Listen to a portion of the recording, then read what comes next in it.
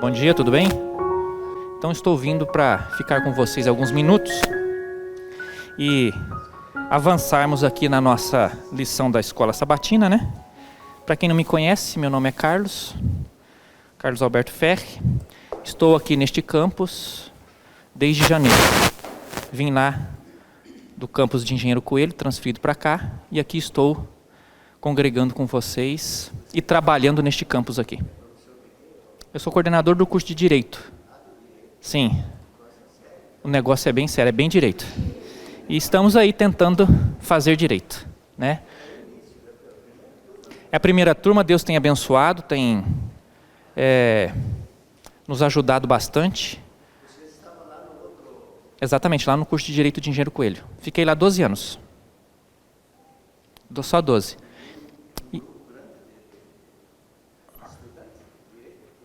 Aqui, Deus deu um presente para nós aqui. Nós temos 100 vagas à noite. E nós temos 109 alunos matriculados. Isso aconteceu no primeiro semestre, essa bênção maravilhosa.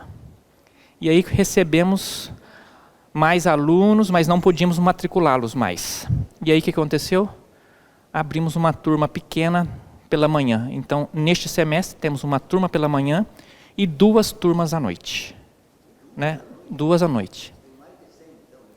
Nós temos 102 à noite agora e estou com 25 alunos de manhã.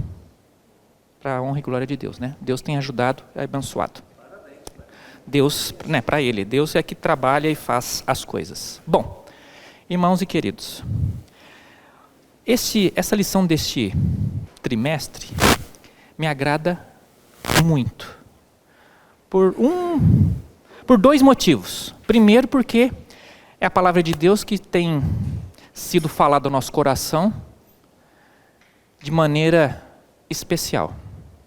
E o segundo motivo, porque eu estou terminando um mestrado em teologia e eu pesquiso esses assuntos. Na verdade, missão e serviço. A minha dissertação de mestrado fala sobre serviço e missão. O que é cada um deles, e estou fazendo a pesquisa para que não venhamos a misturar os 2 institutos. E a lição vem coroando e me dando esta alegria de ter a missão neste trimestre. Então eu me graduei em Direito, lá no campus Engenheiro Coelho, fiz mestrado e doutorado em Direito. E agora estou terminando o mestrado em Teologia, que era o meu sonho. Também lá. O do mestrado e doutorado eu fiz fora, porque não temos esse segmento no direito na nossa instituição.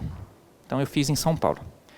Bom, nós temos aqui o título geral desta lição, e eu queria que vocês participassem ativamente, como Adorai o Criador. Bora! Neste verso que o autor trouxe para que pudéssemos analisar,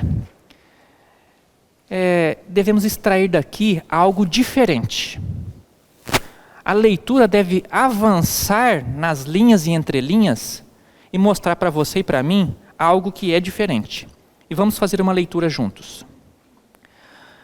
Diz assim, Isaías 58, versos 6 e 7. Porventura não é este o jejum que escolhi. A advertência foi dada. Qual será então? Vem, que soltes as ligaduras da impiedade. Desfaça as ataduras da servidão, deixes livre o oprimido e despedaces todo o jugo. Essa é a primeira indagação. 2. Porventura não é também que repartas o teu pão com o faminto e te recolhas em casa os pobres desabrigados e, se vires o nu, o cubras? E o ponto mais importante, ou um dos: e não te escondas do teu semelhante. Este final permeia toda a lição. E quando eu olho para cá, eu fico olhando. Ora, parece que eu já vi isso em algum lugar. Aonde vocês viram esta advertência acontecendo? Tem uma história famosa e conhecida que as crianças gostam, inclusive, muito. O bom samaritano. Alguns passavam, 3 pelo menos, né? O primeiro passou e fez o quê? Opa! Aqui não, e se desviou. O outro, de igual modo. Mas o verso de Isaías, na última parte, diz o quê? Não te escondas do teu semelhante. Quem é teu semelhante? Quem és? Qualquer um. Só que esta advertência está intimamente ligada com adorar. Quem? A Deus. Porque às vezes nós nos adoramos tanto, e é isso que nós vamos falar. Bem, a lição tem na sua distribuição da semana alguns títulos, e eles têm conexões reais. O primeiro de domingo diz o seguinte: idolatria e opressão. E ele está intimamente ligado com terça, opressores religiosos. E depois culmina com quarta, uma forma de adorar. E depois vem dizendo, para com tudo isso precisamos de misericórdia e fidelidade. A lição, ela nunca é assim, solta. Deus trabalhou nessa lição há muito tempo. Anos, 3 anos, 4 anos. E ela veio hoje, pronta na minha e na sua mão. Não é acaso. Tem razão de existir. Será que não é este o momento que precisamos entender quem é o nosso Criador e qual é o nosso papel aqui? Pois bem, vamos lá. Domingo diz o seguinte: idolatria e opressão. Bom, quando você recebe essa informação, como o título traz aqui, idolatria e opressão, você pensa em quê? O que vem à sua mente quando eu falo de idolatria e opressão? O que vem? Alguém rude? Alguém que maltrata? É? Também ou não? Ou só? Você já pensou que idolatria e opressão é pensar em mim? Só em mim? Pensar no eu? Fazer aquilo que eu quero? E que o que o outro pensa ou faz não importa? Você pensou por essa ótica? Essa dinâmica de pensar em mim? Pensar apenas no eu? Bom, são uma destas que a lição quer trazer. O que você entende por isso? Bom, quando eu olhei e olho na história da Bíblia, parece que aconteceu uma vez só. E nunca mais aconteceu? Ou não? Ele não é cíclico. Aconteceu uma vez, a advertência aconteceu outra vez, a advertência mais uma vez. A coisa é grave. Quem faz? Quem pratica? O povo passou muito tempo com quem? Num momento específico da história, lá no Egito. E quando saíram de lá eles eram tratados como reis. Não eram hóspedes de honra? Ou não? Eles eram oprimidos. E eram oprimidos não só porque eram escravos. E precisavam trabalhar em contrapartida de uma vida. Eles eram e recebiam este tipo de tratamento também por conta da própria idolatria que os líderes da época tinham. E disseminavam para aquele povo. Pense bem. Se eu pergunto assim, quem é você? Você me responde o quê? Oh! E eu vou continuando perguntando. Você é filha dele? Você o representa? A pergunta é para mim. Quando um líder religioso implementa no seu grupo, no seu povo, idolatria, nós passamos, como ela bem disse, ser representantes destes.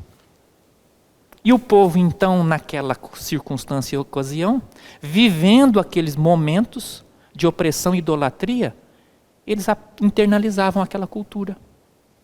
E passavam a agir como aqueles. Olha que coisa maluca. Eu achei interessante essa Por isso. Se nós adoramos a Deus, nós nos tornamos semelhantes a Ele, misericordioso, justo. Mas se nós adoramos deuses falsos ou qualquer outra coisa, nós vamos... E aí, às vezes, a gente critica, é fácil criticar os outros. Eu venho aqui, nós, né? Ah, olha aquele povo lá que foi retirado do Egito. Mas que povo cabeça duro. Deus abriu o mar, Deus mandou as pragas, tirou o povo dali. Mas como que eles não acreditam no poder de Deus? E Deus faz umas coisas meio assim estranhas ao nosso olhar, né? Por exemplo, eu estou com sede no deserto, quero tomar água, a água está amarga. Para a água ficar boa, qual que seria a lógica? Colocar ali. Vamos colocar açúcar, mel, não é? E Deus fala para fazer o quê? Põe sal. Só que cada ação, eles remetiam para onde? Egito. Ai, aquela cebola era tão gostosa.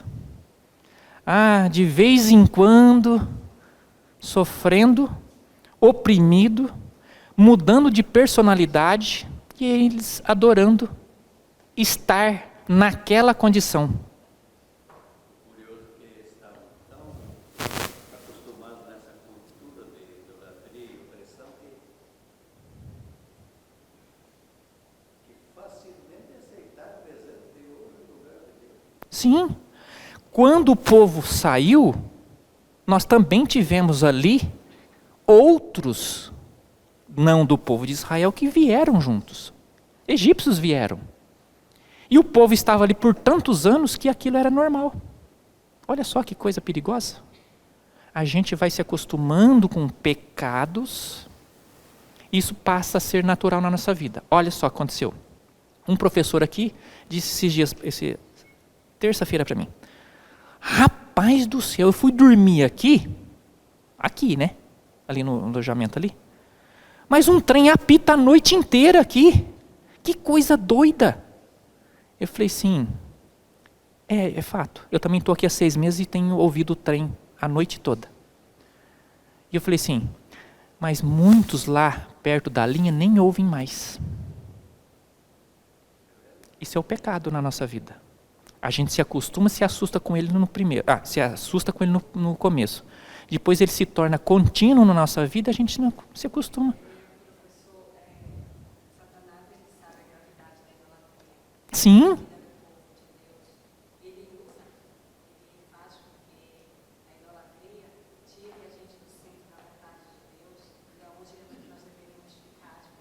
Exato.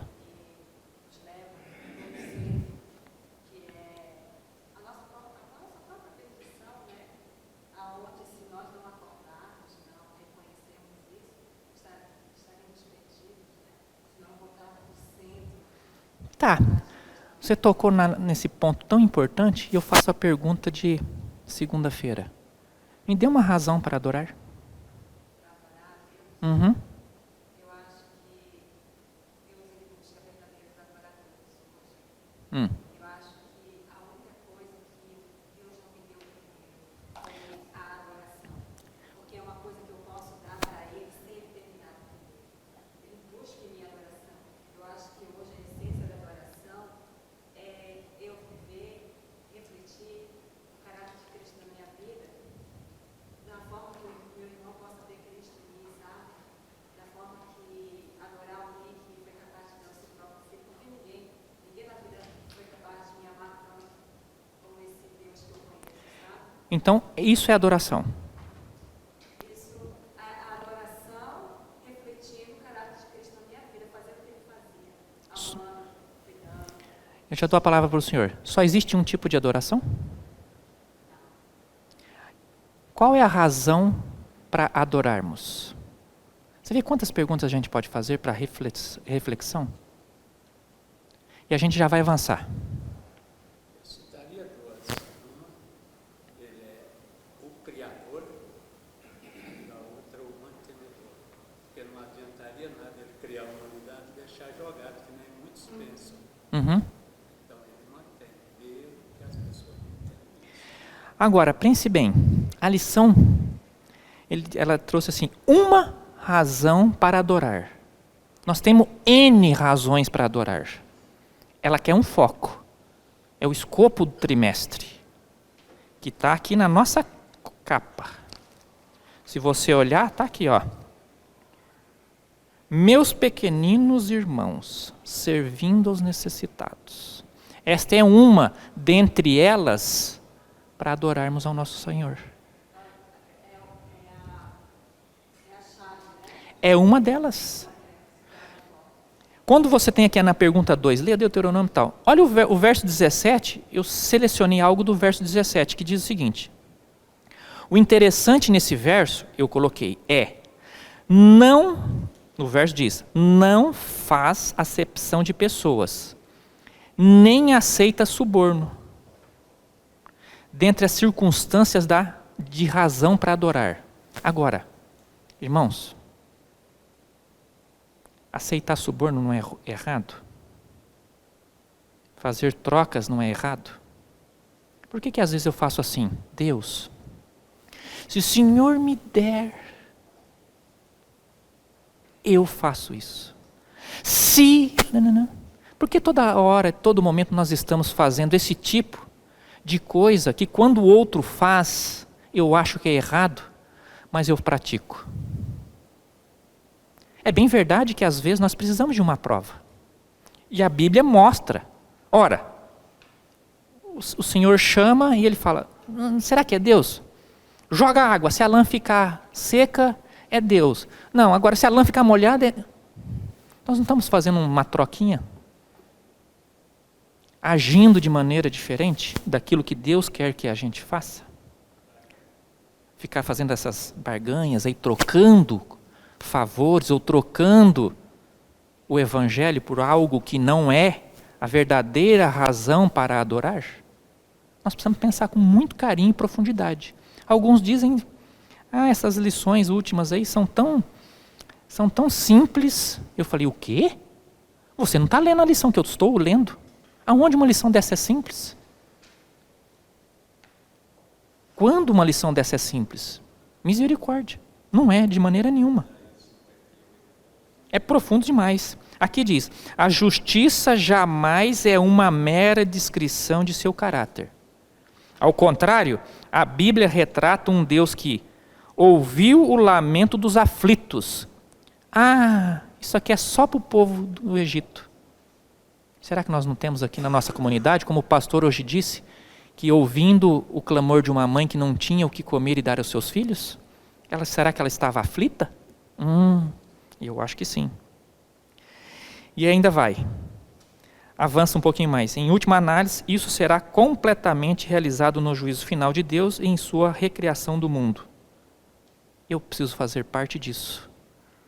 É função nossa, como razão de adoração, atender à necessidade do próximo. Buscar auxílio e alívio para a viúva. Quando eu só faço o que eu penso que é bom para mim, e lá na dissertação eu quero deixar isso bem claro, eu preciso assistir alguém, ajudar alguém, apenas e tão somente, eu estou fazendo o benefício para mim mesmo. É porque eu tenho a necessidade de ajudar alguém. Mas eu não tenho compaixão e amor e misericórdia por aquele. Ou seja, o que eu estou fazendo? O que alguns por aí fazem? Caridade. Simplesmente caridade. O pessoal não tem uma pergunta de profecia. Não devemos viver para nós mesmos, mas para Ele, e apenas pelo esquecimento de nós mesmos, alimentando o espírito amorável, nosso Criador, podemos tornar nossa vida uma. Nós podemos tornar a vida? Vida de quem? A nossa também e por consequência do outro. Porque nós, como cristãos verdadeiros, quando recebemos uma bênção, nós fazemos o quê? Repartimos. E na terça-feira diz o seguinte, opressores religiosos, pegando a que a senhora fez a leitura. Quando eu ouço opressores religiosos, o que vem à minha mente? Aquele pastor, aquele líder, aquele... Amigos, quem é opressor religioso? é quem é religioso. Você e eu somos religiosos. Será que estamos sendo opressores religiosos para o meu filho, para a esposa, para o esposo, para o vizinho, para o meu aluno, para a minha comunidade? O que eu tenho feito? É bem verdade que aqui tem uma conotação um pouco mais forte, e um amigo pastor da Igreja Adventista se formou lá em Engenheiro Coelho e foi lá para o norte do país, lá para Manaus, região ali. E aí outros pastores, né, eles foram em 3, foram falar com este colega e disse o seguinte: meu irmão, você sabe tudo de Bíblia, o seminário de vocês é o melhor do Brasil, isso é inegável, nós reconhecemos isso. Vocês têm isso. Mas eu queria que você viesse para a nossa igreja. Ué, por que? Você está doido? Ele falou assim: eu vou te ensinar a ganhar dinheiro. Ganhar dinheiro. Oprimindo a sua assembleia, os seus fiéis. Retirando deles o pouco que tem para sua alimentação e sustento. Olha que oferta que ele fez. Falou: você vai ganhar dinheiro. Será que estes, ou só estes, quando eu olho aqui, opressores religiosos, será que são só estes? Será que eu não faço algo semelhante? Sim. Eu aqui, quando alguém estende a mão pedindo alguma coisa, sabendo que eu sou religioso e deveria ter uma conduta diferente das demais, eu falo: não dou. Agora, eu quero que você faça algo inclusive para mim. Exigindo, buscando, extraindo dele as suas energias, a sua felicidade e o seu trabalho. Ou seja, escravizando aquele que vem em busca. Eu penso que o opressor religioso é aquele que usa a religião não para beneficiar os outros, mas para que os outros beneficiem ele. Então, quando Jesus fala dos fariseus que devoravam as casas viúvas, eles iam nas casas e falavam: não, sei, dedicar seus bens. Mas esse é o ápice. E depois usavam isso para benefício próprio. Então, mas esse é um ponto alto. E quando a gente só olha para ele, eu estou livre. O que eu quero deixar para vocês é o seguinte: nós não estamos livres. Mas a gente faz coisas menores, mas com o mesmo espírito. Que tem o mesmo. Existe um pecadinho e um pecadão? Não. O erro diante de Deus é o mesmo. Mas o Espírito de Profecia também fala que estes serão mais, ai deles naquele dia. Mas também não exima você e eu de realizarmos a tarefa. O foco que eu queria dar é que não só devemos olhar para eles, mas olhar para nós mesmos. Pois não, irmã? Pode falar. Ela fala que a gente não pode passar de lar a essas pessoas que passam por necessidade, a gente poderia fazer algo que não fez. A gente não pode passar de lar e não vai no céu. Exato. Você não pode passar de lar por eles e entrar com os inimigos na cidade deles. Você está no espelho. Olha, por isso que nós devemos usar o método de Jesus. Qual é? Jesus olhava a cena, identificava na multidão os oprimidos, os rejeitados, ele se misturava a estes, atendendo às suas necessidades físicas e espirituais. Com isso tudo, ganhava-lhes o quê? A confiança. Só então, ele falava o quê? Como a senhora disse? Segue-me, vem. Eu tenho algo para te mostrar diferente de tudo isso.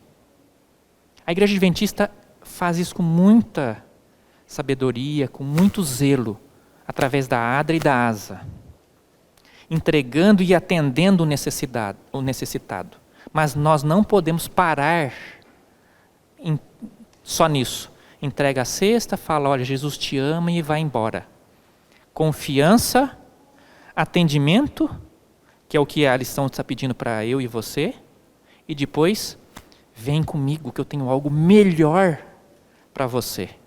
Eu tenho algo que vai te libertar. E na outra um pouquinho mais à frente aqui vai estar dizendo isso. Traz paz, liberdade e felicidade.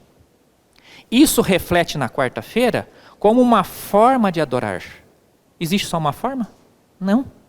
Agora, quando eu procuro determinadas formas de adoração, elas podem refletir a adoração para mim mesmo. Eu é que estou querendo essa adoração. Mas a verdadeira é a adoração para quem? Ou a quem? A Deus. Qual caminho eu estou seguindo para buscar a verdadeira adoração? Aliviar sofrimento do necessitado, está dizendo aqui na lição, que é o foco também. Só isso? Não. Apresentar a mensagem do Evangelho como uma mensagem que salva e liberta. Essa é a ideia, como forma de adoração, que o autor quer trazer aqui também. Para que possamos avançar. E notem, em algum momento aqui na lição está dizendo o seguinte, eu vou tentar achar esse verso aqui e vou mostrar para vocês. Repetidamente aconteceu no passado, no Antigo e no Novo Testamento. As advertências são as mesmas, dada a importância do tema de assistência social e mensagem do Evangelho. O comentário bíblico diz o seguinte: o verdadeiro propósito da religião é libertar o ser humano dos fardos do pecado, eliminar a intolerância e a opressão e ainda promover o quê? Justiça, trazendo o quê? Liberdade e paz. Você viu a complexidade disso tudo? E o dever que nós temos de realizar isso na vida dos outros? Que missão foi dada a nós? Lembre-se que essa missão é tão importante, tão significativa, que quem queria realizá-la? Anjos? Não, não pode. No direito, na área que eu atuo, quando alguém comete um crime contra a vida de outro, quem que julga? A própria sociedade. Vamos buscar juízes leigos para dizer se ele é culpado ou inocente. O princípio é o mesmo. Deus diz o seguinte: não, é só quem viveu e está naquela situação pode cumprir essa missão. Porque ele sabe. Quando Jesus veio, ele veio como quem? De que maneira? Se esvaziando para poder entender a nossa luta e dificuldade. E nós precisamos entender essas questões. E aqui no Beneficência Social diz, na última linha aqui, né? Último parágrafo. Sobre os que guardam o sábado do Senhor,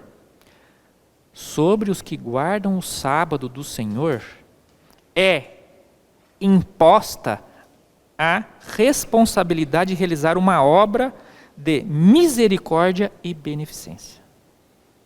A misericórdia está relacionada com o que eu penso, sinto para com aquele outro que está numa necessidade. Só isso? Não. Levo a mensagem e atendo a sua necessidade, fazendo um serviço social, um serviço beneficente. Essa é a ideia.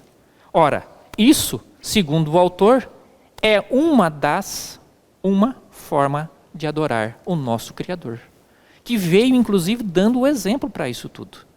Bom, caminhando para o fim, nós temos o quê?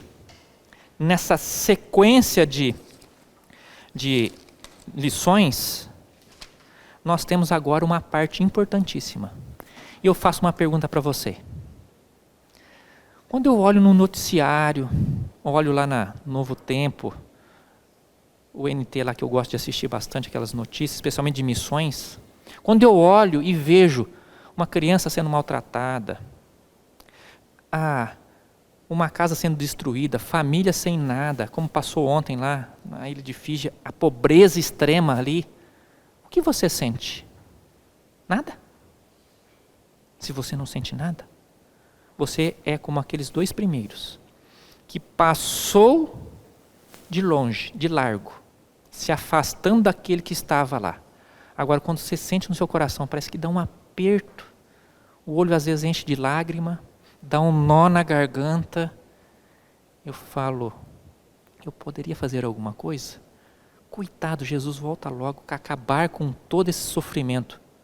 Esse é o termômetro do seu coração, do Evangelho. Você está no caminho. Ainda que eu não consiga realizar atos para salvar e aliviar a necessidade daquele outro, mas Deus está trabalhando no seu coração e no meu. Para que quando fatos semelhantes acontecerem próximos de nós, eu vou agir. Lembre-se, aquele que é infiel, ele foi infiel só nas coisas grandes? Não. Ele começou sendo infiel nas pequenas coisas. Eu sou infiel aqui, isso não tem problema, isso não dá nada. De repente, na sua grandiosidade, ele é. Mas por quê? Negligenciou as pequenas coisas. As pequenas obras de caridade e de ação beneficente. Amar Deus em todas as coisas e ao teu próximo como a ti mesmo. Ao teu próximo como a ti mesmo. Ao teu próximo como a ti mesmo. É profundo. Porque se eu amo amar o meu próximo como a mim mesmo, o que eu sou capaz de brindar? O que eu sou capaz de oferecer para o meu próximo? Eu trabalho lá em Campinas e eu ando pelo centro de Campinas. Eu tenho que andar quase 20 minutos para chegar no trabalho. Uhum. E várias vezes eu me emocionei indo para o trabalho. Sim. E eu falei assim, Senhor, o que eu posso fazer? O que eu posso fazer? Então eu resolvi que, após o pagamento, eu disse, Senhor, eu quero abençoar alguém na rua com alimento. Sim. Alguma coisa. Não para todos que eu também não posso, mas aí eu sempre passo de manhã, escolho, e na volta do pagamento, eu compro um lanche. Sim. E eu passei um dia com o menino enrolado nos panos, com os olhos grandes, sabe? Só dá para ver os olhos dele, mas tão regalados assim, que eu lembrei do meu filho. Eu disse, meu Deus, o que esse menino está pensando? O que passou na cabeça dele? Será que está sentindo saudade da mãe, do pai, dos irmãos? Eu não sei de fato para onde ele vem, né? Aí eu falei assim, mas à tarde eu vou encontrar com ele e eu vou comprar um lanche para ele. Só que nessa que eu vim andando, veio uma amiga do trabalho me acompanhando, eu procurei, ele só estava os lençóis jogados. Sim. Eu disse, meu Deus, ele anda, pelo menos ele anda. Eu disse, olha, eu preciso me interessar, porque eu disse, porque eu preciso encontrar alguém, porque já era 6 horas da tarde. E quando eu vi, ele estava com a mão assim, olhando os salgados numa vitrine, ele olhando com os olhão, com o cabelo desse tamanho, a coisa mais linda do mundo. Com os olhos fixos nos salgados. Aí eu disse, é ele, eu disse, não, fica aí que eu preciso resolver uma questão pessoal. Aí eu cheguei para ele e falei assim, ele não encarava ninguém, então eu fiquei de lado e falei assim, escolhe. Aí ele não respondeu nada. Você quer coxinha, você quer um espetinho? Ele falava bem alto, né? Aí ele falou, espeto? Aí eu falei assim, moça, por favor, 2 espetos. Aí ela, espetos, né, de frango, que estava lá. Aí ela enrolou o papel para mim, aí eu de costa, porque eu percebi que ele não queria olhar, eu passei a mão primeiro no espeto, ele pegou. Aí eu disse, volta para outra mão, aí eu passei outro espeto, ele pegou com outra mão, e saiu correndo com os espetos, né? Aí a moça falou assim para mim, que estava do meu lado, compra um refrigerante? Eu disse, não. Ela disse, por que não? Eu disse, por que não? O refrigerante faz mal. Eu não bebo refrigerante, eu não vou dar para ele. Aí ela falou assim, mas moça, eles comem qualquer coisa. Eu disse, não, mas eu não tomaria, eu não tomo refrigerante. Eu posso dar um suco. E ele saiu correndo, deu tempo do suco. Aí ela ficou me olhando e eu disse assim, por que você não deixou eu dar um refrigerante para o menino? Eu disse, porque eu não tomo. Sabe o que é amar o meu semelhante como a mim mesmo? Eu não oferecer aquilo que eu não vou tomar, eu não vou comer. Por que eu vou dar uma roupa tão surrada para o meu irmão, se eu não ia usar? Uhum. Por que eu não comprar algo novo para alguém que oferecer? Por que tem que ser doação? Por que tem que ser roubar velho? E não posso ter uma roupa nova?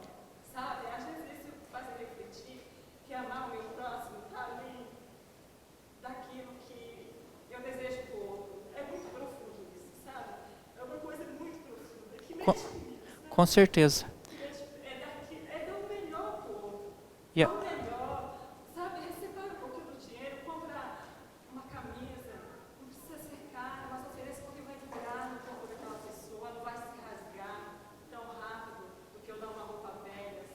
É. E eu acho que isso precisa tocar no nosso coração e a gente começar a viver isso no dia a dia, sabe? E às vezes a sua nada. É muito oportuno o seu testemunho, porque faz, antes de amar o meu próximo, eu tenho que perguntar, quem é o meu próximo? Às vezes, eu quero que a senhora seja a minha próxima, o meu próximo, mas eu não quero que ele seja. E quando ela sai pela rua, pelas calçadas de Campinas, ela não escolheu quem é o próximo dela, porque aquele é o semelhante. É por ele que Jesus também veio e morreu. E às vezes, você fala assim, esse menino está aí, ele não é um ninguém, ele rouba, ele faz isso. Ou é um bêbado, você vai dar um dinheiro ali para ele comprar uma comida, alguma coisa? Pense numa coisa, uma só. Ele existe, e a Bíblia diz que eles não acabarão no mundo, até Jesus voltar, óbvio, para que você e eu tenhamos compaixão do próximo. Quando eu viro as costas e recolho a mão, dando o que sobra, isso não é evangelho. Não é o que está escrito aqui. Misericórdia e fidelidade. Isso aí é fazer o favor para mim mesmo, que tem uma roupa que está lá, atrapalhando as que eu tenho rasgada, e eu preciso jogá-la em algum lugar. Aí eu ponho no corpo de outro. Essa misericórdia e fidelidade que nós precisamos. E aí, queridos, vem aqui esse verso para terminar. Ai de vós. Quem? Naquele momento para os escribas, mas para todos nós. Né? Todos nós. Porque vocês fazem questão de dar o dízimo de pequenas coisas, como da hortelã, do cominho, que aparentemente é tão insignificante e nasce em qualquer lugar. Mas vocês têm negligenciado outras coisas, que está na lei. Qual é? A justiça, a misericórdia e a fé. Deveis, porém, fazer estas coisas, mas continue fazendo aquelas outras. Está dizendo o quê? Não faça só aquelas coisas, vem aqui, lá na salva, no gasofilácio, e solte bem alto o seu dízimo e a sua oferta, para que todos vejam. O verso está dizendo, não precisa disso. Se misture, haja, ganhe-lhes a confiança, atenda-os, e depois ofereça a salvação eterna. Eu falei que era o último, mas só esse é o último, tá? Sexta-feira. Insistindo sobre o valor da piedade prática, porque teoria, tem muita gente que tem teoria por aí, só estuda a vida inteira, traça teorias, mas nunca coloca a mão na massa. Insistindo sobre o valor da piedade prática, o profeta estava unicamente repetindo o conselho dado a Israel séculos antes. De século em século, esses conselhos foram repetidos por quem? Pelos servos de Jeová, aos que estavam em perigo de cair nos hábitos do formalismo e esquecer de demonstrar misericórdia. Que possamos ter esse espírito de representar o nosso Senhor, agindo com misericórdia, com amor, com fidelidade, e assim estaremos, como a lição quis mostrar para nós, adorando verdadeiramente o nosso Senhor. Obrigado, meus queridos, que Deus abençoe vocês. Você que é o chefe, vamos orar? Vamos orar então.